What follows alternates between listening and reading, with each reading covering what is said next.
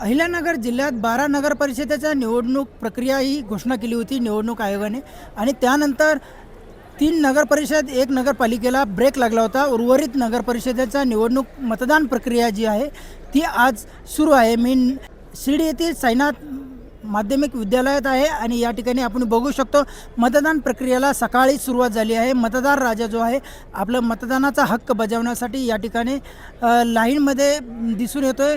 मोठमोठ्या रांगा आपल्याला बघायला मिळतात। मतदारामध्ये लोकशाहीचा हा उत्सव जो आहे तो साजरा करण्यासाठी मतदार जे आहे ते लाईनमध्ये उभे राहून आपला मतदानाचा हक्क जो आहे तो बजावत आहे। या ठिकाणी सकाळपासून ही मतदान प्रक्रिया सुरू झालेली आहे आणि या ठिकाणी नागरिकांचा जो मतदारांचा जो उत्साह आहे तो आपल्याला बघायला मिळतोय। पोलीस प्रशासनाच्या वतीने या ठिकाणी कडेकोट असा बंदोबस्त देखील लावण्यात आला आहे।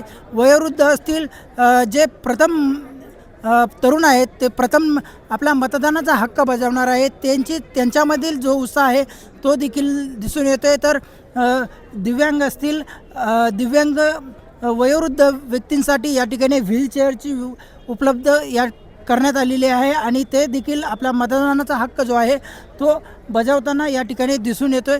तर आज ही मतदान प्रक्रिया जी आहे ती आज पूर्ण होणार आहे आणि याचा निकाल जो आहे तो उद्या लागणार आहे। त्यामुळे आज शिर्डीमधील 11 प्रभागामध्ये होत असलेल्या या निवडणुकीत 11 प्रभागातून नगरसेवकाचा आणि जनतेतून पहिल्यांदा नगराध्यक्षपदाचा उमेदवार निवडला जाणार आहे। त्यामुळे आता निकालाची उत्सुकता लागलेली आहे।